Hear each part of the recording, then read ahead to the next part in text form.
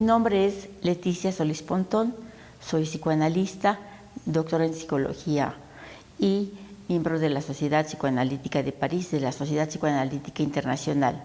Es un honor para mí, es un placer presentarles el mini simposio que hemos preparado sobre la parentalidad. La parentalidad, ¿qué significa? La parentalidad no es el fenómeno de reproducción que obedece a la naturaleza, a la biología. La parentalidad es un campo relacionado con la cultura, con cómo se transmite el saber a través de las generaciones, cómo los seres humanos adquieren y producen la cultura. Este campo, me dirán ustedes, ¿pero cómo se transmite? Bueno, pues el estudio justamente psicoanalítico del bebé y de los de intercambios con su madre, con su padre, nos ha permitido saber que estos primeros comunicaciones, estos primeros diálogos verbales y no verbales entre el bebé y sus padres, principalmente su madre, van a ser definitivos en el desarrollo posterior del bebé, en la organización de su estructura psíquica y de su crecimiento como ser humano.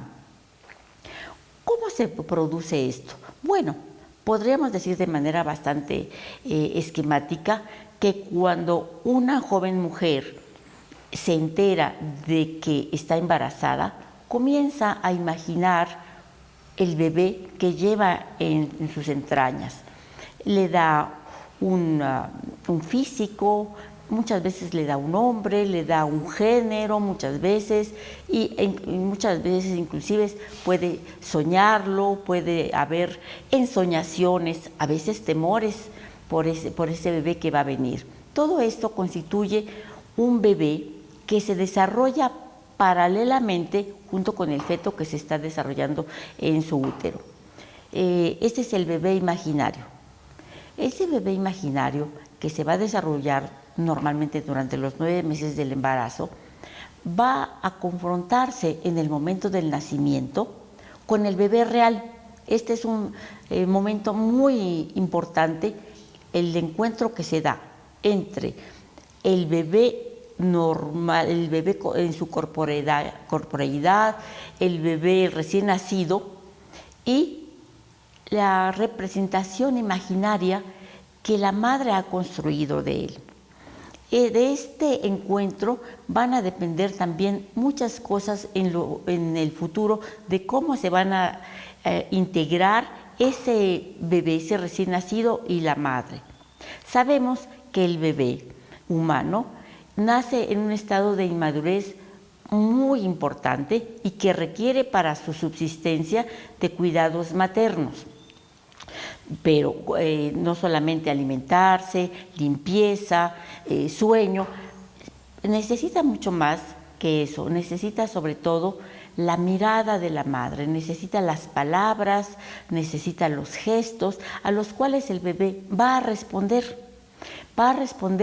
con su propio equipo, va a responder muchas veces con su mirada, las miradas se van a veces a cruzar y el bebé podrá encontrarse en la mirada de la madre. Esto es muy importante.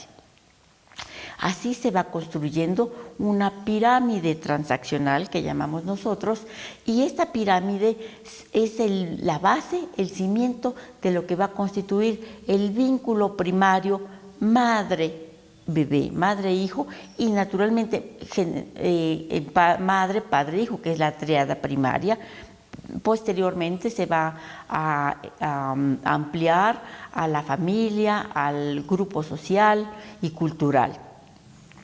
Esto es muy importante porque vemos que el ser humano se desarrolla a partir de estos intercambios que se dan entre la madre y el bebé. ¿Y cómo se dan estos cambios? Pues se dan principalmente a partir de los cuidados maternos que la madre prodiga al bebé. Nos podemos preguntar si todos los cuidados, todas las madres son iguales. El bebé necesita dormir, necesita ser alimentado, etcétera, etcétera. Pero En realidad lo que sucede es que cada madre va a tamizar, va a colorear de su propia vida psíquica, con su propio estilo, cómo va a darle los cuidados a su bebé. Esto es importantísimo y ella va a tener como referentes generalmente su propia madre, su abuela, las mujeres de su familia, cómo le cuentan, cómo le hablan de su nacimiento o cómo ella se imagina que fue cuando fue bebé o cómo hubiese querido ser. Todo esto va a constituir la manera como la madre transmite al bebé su historia psíquica, su propia vida psíquica, que va a constituir el cimiento cómo el bebé va a percibir el mundo y los objetos que lo rodean, y a su vez se va a posicionar y va a responder a ellos, porque el bebé, como veíamos, es un bebé activo, dinámico. Aunque es dependiente, el bebé no es pasivo. El bebé con su propio corporeidad, con su propio equipo, va a hacer un trabajo muy importante. Su primer trabajo en el mundo, que es la parentalización de su madre y de su padre. Este es un trabajo muy importante porque va a hacer que la madre, la mujer que está ahí, que le dio a luz, se convierta en su madre y su padre también.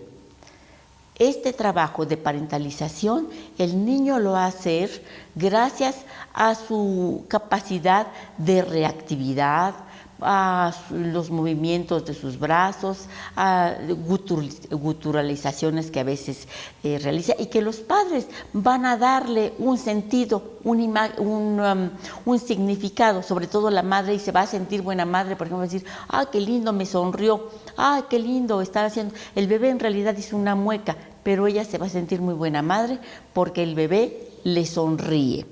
Este es el cimiento de la parentalidad y que se va a construir, se va a cristalizar con la parentalización que hace el bebé de los padres. Pero imaginemos qué puede suceder cuando nace un bebé hiperprematuro, que no tiene capacidad de reaccionar, ¿verdad? Que necesita una sonda, que está todo conectado con electrodos para poder medir su desarrollo, o un bebé que nace con una malformación, pues las cosas se van a complicar. En este sentido es cuando los padres necesitan ayuda, necesitan acompañamiento del medio ambiente, de sus padres, de sus alrededores, para poder llevar a cabo esa función que es tan importante, que es una función, como veíamos, de cultura, que es el centro, es el corazón de lo humano. Y este corazón, esta esencia humana, constituye también algo muy importante, que es un orden simbólico primario. Este orden simbólico que se construye en cada ser humano y en cada familia contiene tres diferencias. La diferencia yo, no yo. El bebé, el niño, es producto de su madre y de su padre, pero no es ni su madre ni su padre. Él va a tener su propio desarrollo. La diferencia de generaciones, madre, padre, hijo. Los padres tienen atribuciones y funciones diferentes del hijo, y es muy importante mantener la diferencia entre ellos. Tercera diferencia, género masculino, femenino, madre, padre. Bien, ahora, todo esto nos lleva a concluir que es importante que los padres sean acompañados en su proceso de integrar este modelo de ser padres. Máxime ahora en nuestras sociedades, donde la familia nuclear a veces se encuentra un poquito aislada porque la familia extensa vive en otras localidades o están más lejos. En este caso es cuando necesitamos la ayuda de un profesional capacitado en la parentalidad que pueda escuchar y observar y acompañar a los padres en toda la complejidad de sus funciones. Este acompañamiento lo hacen profesionales, como decía, que se capacitan sobre todos estos mecanismos que se aprenden y se construyen en la mente de los padres y del bebé. Y que es de lo que vamos a tratar ahora progresivamente en este simposio y en los próximos intercambios. Quisiera comentarles que básicamente la parentalidad se desarrolló como campo de investigación del psicoanálisis aplicado al desarrollo del bebé y de la familia. Se desarrolló en Francia, en la Universidad de París 13, Bobigny, en la década 70, 80, a partir de ahí, bajo la dirección del profesor Serge Bovici y de su equipo de alumnos, entre ellos pues yo tengo el gusto de contarme y me dedico a la parentalidad en los países de América Latina, entre otros. Es muy importante entonces lo que él nos transmitió. Voy a recordarlo, que el primer paso para atender a este campo tan importante que es la parentalidad es la formación y la capacitación de los profesionales. Nos hemos dado a la tarea de crear instrumentos de capacitación, instrumentos de formación. Creo que para todos los profesionales de diversas disciplinas, médicos, psicólogos, psicoanalistas, enfermeras, trabajadoras sociales, todo aquel que tiene que ver con la familia y con el niño en su desarrollo y en su salud física y mental. Pues de esto vamos a tratar en este campo. Les voy a presentar al doctor Bernard Boisseau. El doctor Bernard Boisseau es psiquiatra, psicoanalista, miembro de la Sociedad Psicoanalítica de París y con gran experiencia en el trabajo de la parentalidad en diversas instituciones. Él nos va a hablar sobre el impacto que tienen los cuidados maternos en el desarrollo del niño, en cómo se transmite estos cuidados, cómo se llevan a cabo y cuáles son los ingredientes que él ha observado a través de su larga experiencia, estos ingredientes más importantes en el cuidado del niño. También él nos va a hablar acerca de la importancia de la historia de la madre, de la historia de niña, de la madre y del padre, y de cómo se transmite a través de las generaciones las diferentes tradiciones, los diferentes componentes de una cultura. Con ustedes el doctor Bernard Boisseau. Bernard Boisseau, psychiatre et psychanalyste à Paris. J'ai été responsable d'un externat pour enfants qui présentait des troubles graves du développement. En étudiant les dossiers, nous avons souvent vu que les troubles des enfants succédaient à des troubles relationnels précoces mère-bébé. La mère et le père n'ont pas pu éveiller leur enfant. À partir des commentaires sur l'état émotionnel du bébé, sur son état corporel, la mère peut ainsi lui permettre de comprendre ce qui lui arrive, qu'il s'agisse des douleurs au ventre, des mouvements qu'il fait, mais aussi de ses sourires, de son regard. L'enfant découvre alors qu'une personne s'occupe de lui. Nous allons parler de ce qui empêche l'éveil de l'enfant.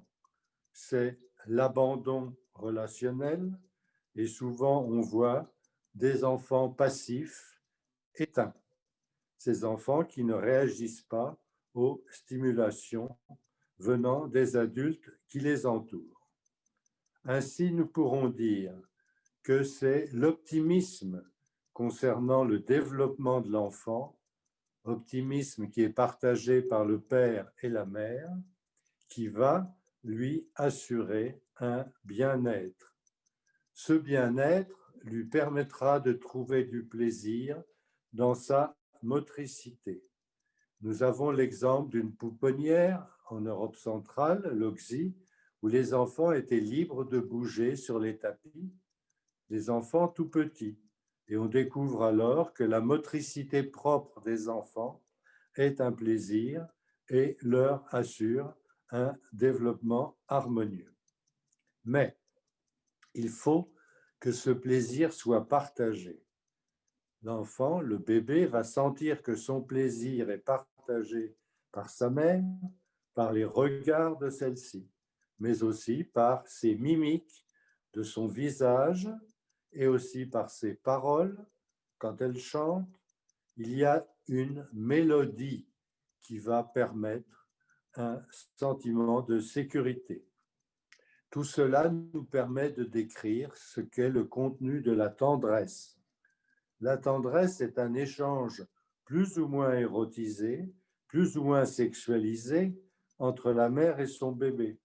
Mais cela est tempéré et se produit dans la continuité. De plus, il est important de noter que la mère a un pouvoir de consolation et d'apaisement du bébé. C'est le cas lorsqu'elle lui permet de s'endormir. Et nous voyons comment des enfants qui veillent, des bébés inquiets, auront des troubles du développement et des difficultés importantes par la suite. Ainsi, c'est la qualité des soins maternels qui va permettre que le développement de l'enfant s'effectue de façon harmonieuse. Nous sommes tous actuellement en région parisienne et en France soucieux des troubles du sommeil des enfants, car cela permet une certaine forme de passivité et de plaisir dans la passivité. À l'inverse, nous sommes inquiets par des bébés qui bougent beaucoup, qui sont instables, et des mères qui ne cessent de les stimuler. C'est donc le calme qui est un élément important du développement.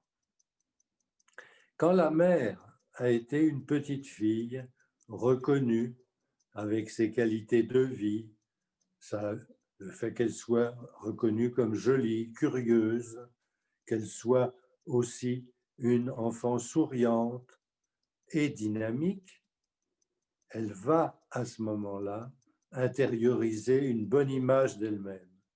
Cela est tout à fait différent quand une fille a été dévalorisée, en particulier vis-à-vis des garçons, dans certaines familles qui ont des conduites totalement machistes, nous dirions. De plus, si cette petite fille a eu une mère déprimée, elle a intériorisé un message pessimiste. Cela veut dire que les filles et les mères ne peuvent pas s'épanouir.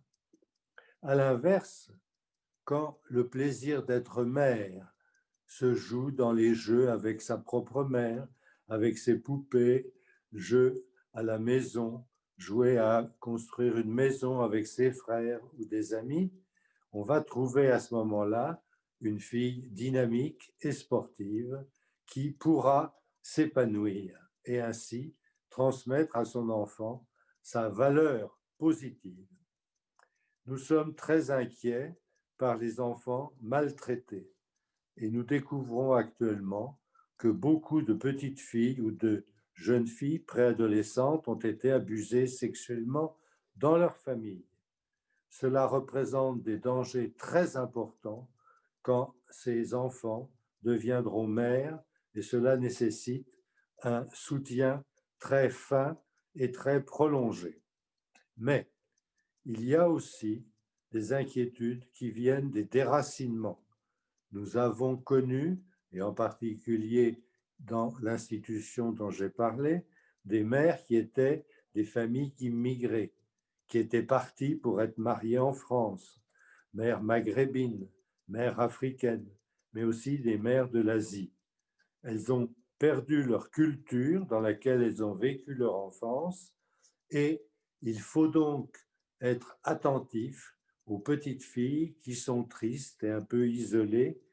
Ceci est sensible quand les enseignants sont attentifs et donnent la valeur à la réussite scolaire de ces petites filles, à leur réussite dans les loisirs, dans la vie courante, car elles pourront alors à ce moment-là réussir aussi leur maternité. Troisième question, la mère et la fille. Eh bien, je crois qu'il faut que nous soyons très attentifs au fait que des mères et des filles aient été dans des conflits graves. C'est bien souvent le cas quand il y a une haine à propos de la nourriture. Des petits bébés qui ne têtent pas avec leur mère, mais avec un personnage tiers, une nourrice par exemple. Des bébés qui vomissent précocement, des bébés qui sont en grande difficulté vont être vécus par la mère comme des persécuteurs. Pourquoi? Parce qu'ils vont incarner, leurs mouvements vont incarner les agressions d'une mère intériorisée, d'une mère du passé de la mère, d'une mère qui n'a cessé d'agresser sa propre fille. Ces troubles relationnels mère-fille vont donc entraver le développement du bébé. Nous devons être, avec nos collègues pédiatres, très attentifs aux enfants passifs, aux enfants qui ne veulent pas déranger leur mère, qui ne veulent pas déranger une mère déprimée. C'est le cas en particulier des mères qui ont été déracinées. À l'inverse, nous voyons comment le plaisir d'une mère qui est avec sa propre mère, la grand-mère du bébé, le grand-père qui a du plaisir à voir le bébé se développer et sourire, vont permettre ainsi un plaisir dans le développement. Ainsi, nous voyons que ce qui entrave le développement, c'est la difficulté à prendre du plaisir dans la relation mère-bébé. Que sont ces attaques du plaisir? Que sont ces attaques? Elles ne sont pas toujours bien visibles et nous devons être très attentifs avec le personnel qui s'occupe des mères et des bébés pour que les petits symptômes, les petites irritations soient prises en compte et ne cherchent pas, et que la mère ne cherche pas à masquer ces difficultés. Nous devons lui faire comprendre qu'elle peut parler de ce qui ne va pas bien. Voilà, merci. Les voy a presentar ahora a la doctora Aurora Romano. La doctora Aurora Romano es psicóloga, psicoanalista, miembro de la Asociación Psicoanalítica Mexicana, con una importante experiencia también en parentalidad. La doctora Romano nos va a hablar en particular del impacto de la violencia en este ejercicio de la parentalidad y los diferentes tipos de violencia que pueden impactar al niño y a los padres. Con ustedes, la doctora Romano. ¿Qué tal? Soy Aurora Romano, psicóloga, psicoanalista de la Asociación Psicoanalítica Mexicana y tengo una especialidad en estudios de la parentalidad por el Grupo Internacional de la Parentalidad y Prevención de la Violencia. Les platico un poco sobre la parentalidad que me gustaría comunicarles, que es esta manera de entender la crianza que permite comprender de una manera muy particular cómo se establecen estos patrones entre padres e hijos que promueven el cuidado y que permiten un desarrollo emocional positivo en los hijos. Nosotros desde la parentalidad buscamos reconocer las distintas dificultades que se pueden llegar a presentar y la violencia en sus distintas manifestaciones con la intención de prevenir de manera temprana todo lo que pudiera devenir de las complicaciones o dificultades que tengan los padres cuando se relacionan con sus hijos. ¿Cómo se hace? Pues invitando a que pongan palabras a mucho de aquello que no se puede decir porque no se puede pensar y se transmite de manera silenciosa entre padres e hijos. Nosotros sabemos que los padres pueden funcionar muy bien en muchos ámbitos de sus vidas y no así cuando les toca cuidar de sus hijos, ya que al sentir que recae en ellos una responsabilidad enorme sobre el cuidado del bienestar y la sobrevivencia de sus hijos, ellos se ponen en contacto con sus limitaciones. Todos nos sucede eso. Se siente una frustración y esta viene en relación a no poder estar a la altura de lo que se siente deberíamos lograr cuando queremos ser papás. O sea, es una cosa lo que tenemos en la mente y otra lo que se puede poner en la práctica. Así que al no poder ser esos padres perfectos que nos gustaría ser, que nos transmitió la sociedad o nuestros mismos padres de cómo tendríamos que hacerlo, nos sentimos muy frustrados, como si nos sintiéramos criticados o devaluados. Y esto se transmite en frustración. Al no reconocerla como algo que sucede, esto se puede llegar a actuar al sentirse culpable, agrediendo o violentando la relación con nuestros hijos. Es importante mencionar que existen muchos tipos de violencia. Esta que hablaba yo, pues es un tipo de manera en cómo se establece esta parte violenta cuando los padres se sienten muy exigidos. Y otros tipos de violencia se ven en el abuso verbal o hasta físico hacia los hijos, lo cual puede ser consciente o inconsciente, así como interacciones violentas como son el abuso de poder, que sí se establecen estas relaciones de padres a hijos, en donde los padres se imponen de una manera controladora hacia sus hijos, que lo hacen repitiendo la mayoría de las veces lo que aprendieron de los padres de ellos, como algo que fuera normal, como que uno tiene que imponerse de esa manera hacia los hijos. Y eso pues es violencia. Los hijos lo aprenden y violenta un desarrollo, digamos, normal o positivo en sus hijos. También hablamos del maltrato en sus diversas manifestaciones, como la negligencia, el abandono físico y emocional y el abandono pues material, en donde los hijos no se sienten seguros y protegidos por sus padres ni física, ni emocional, ni materialmente. También existen formas ocultas de violencia como son la sobreprotección al hijo, que impide su desarrollo, las carencias económicas o emocionales que dejan a los hijos sintiendo inseguros. También podemos mencionar como violencia el tener hijos que no han sido deseados o de alguna manera no poder pensar en ellos como seres autónomos. También existe violencia entre los padres o otros miembros de la familia. En la mayoría de los casos esto sucede sin que los padres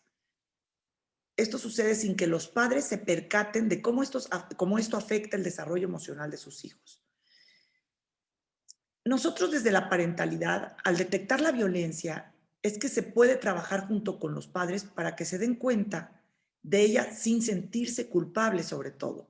Buscando el origen y la razón de estas conductas, lo que logramos es que se permite solucionar el problema sin que esto afecte a los pequeños que están en una etapa temprana y no pueden lidiar con ella. Es decir, detectar esto en una etapa temprana y ayudar a los padres a que se pongan en contacto con esto que hacen, que no saben que puede ser violento para sus hijos, ayuda muchísimo a prevenir que en el futuro los hijos carguen esto como algo que emocionalmente los afecte, ¿no?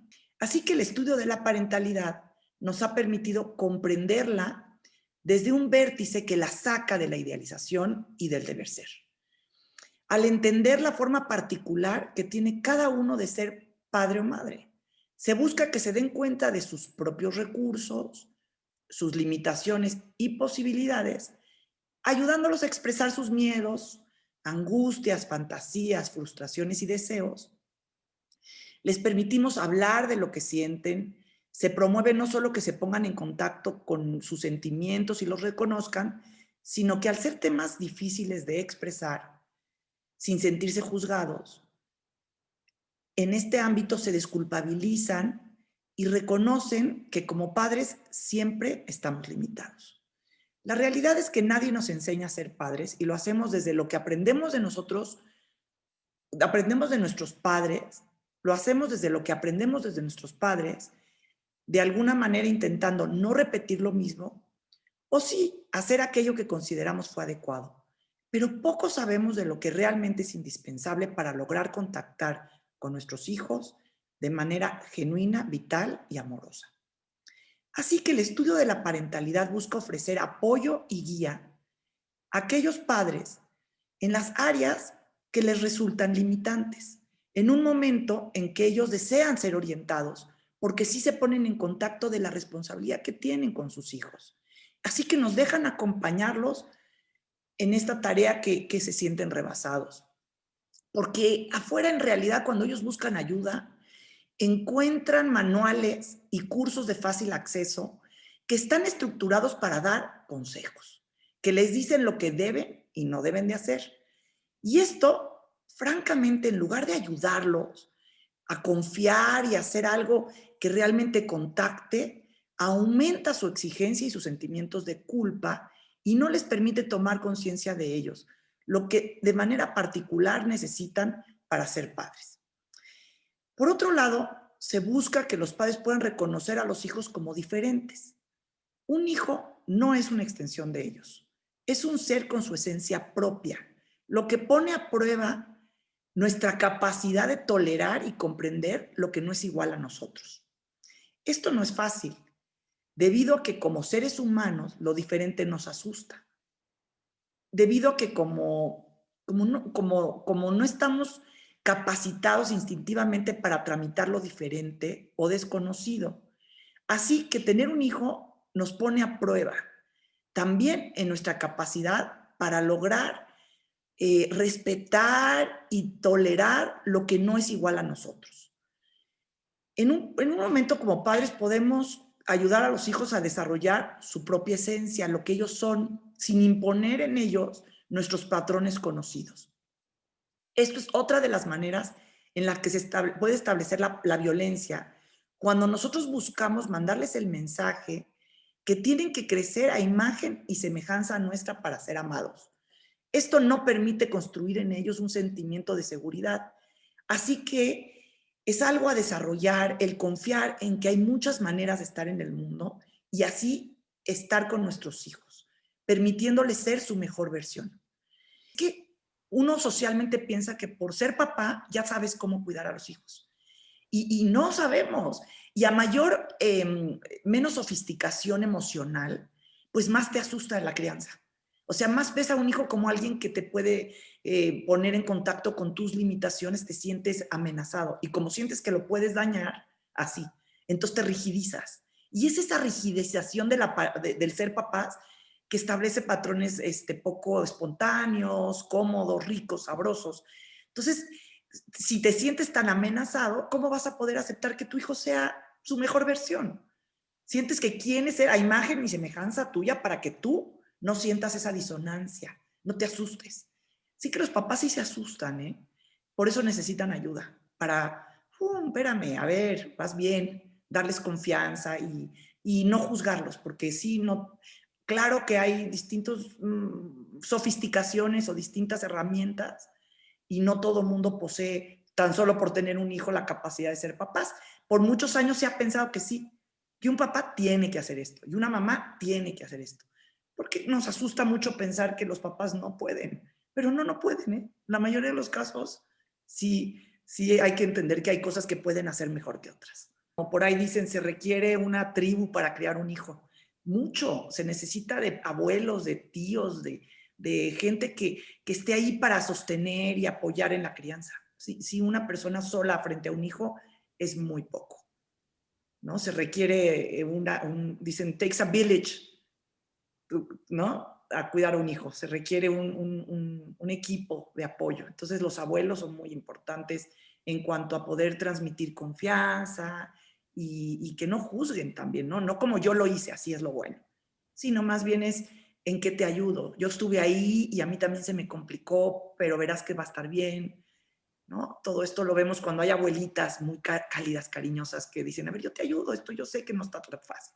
Pero a ver, cuando tú naciste, anécdotas de cuando eras chiquito, todo nos ponemos en contacto con esos momentos. Muy importante. Otra de las funciones importantes que sabemos deben de tener los padres es su capacidad de reconocer, regular y modular sus emociones, tanto en ellos primero como para después hacerla con sus hijos. Si ellos no logran, frente a la tarea de la crianza, calmarse y regularse y reflexionar sobre lo que sienten, es difícil que puedan ayudar a hacerlo a sus hijos, que lo van a aprender de primera mano de ellos. Así que lo importante es que exista alguien externo, en este caso un especialista en parentalidad puede ayudarlos a reconocer esas emociones y enseñarles a acompañar y a calmarse ellos, así modulándolos para que después ellos puedan repetir esto con sus hijos. Esto es una herramienta que suena sencilla, pero sí es muy importante para promover un desarrollo emocional sano y vínculos de confianza y cariño entre padres e hijos. Así que buscamos comprender la manera particular que tienen los padres de ser, detectar factores de riesgo y así como hacerlos conscientes de sus fortalezas para desarrollar su seguridad y confianza y a la vez que estén pendientes de aquellas áreas en donde no pueden hacerlo como les gustaría o de una manera confiada y recibir ayuda previniendo que se establezcan patrones de violencia en un futuro desarrollo de sus infantes. No todo mundo la tiene, entonces la parentalidad, el estudio de la parentalidad o los profesionales en parentalidad lo que hacen es dar ese apoyo a gente que muchas veces no tiene esos recursos, ¿no?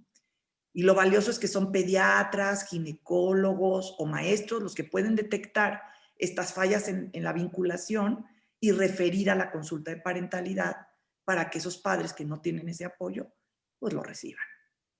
Así que para finalizar, podría decir a manera de conclusión que el estudio de la parentalidad nos ayuda a acompañar a los padres en mejorar sus relaciones con sus hijos, estableciendo vínculos de respeto y de vitalidad, previniendo la violencia en sus múltiples manifestaciones y ayudar a que se establezcan relaciones de gozo. Yo les digo mucho a los papás que si no está siendo divertido tener hijos, algo no se está estableciendo bien. Claro que no siempre es divertido, ¿no? Hay momentos de mucha tensión y dificultad, pero buscando ayuda y tratando de que estos sean los menos, para que así podamos transmitir en ellos el valor que tienen ellos como personas, su confianza en que están bien como son y que todos estamos creciendo día a día, promover el autocuidado y la vitalidad como algo primordial, que al nosotros transmitírselos a ellos, ellos pueden aprender a establecer ese tipo de relaciones humanas de respeto y cuidado hacia otras personas. Así que es en el primer momento en el que esto se establece, esa relación de respeto y de amor hacia los hijos, que ellos aprenden y después establecen con sus semejantes. Bueno, muchas gracias.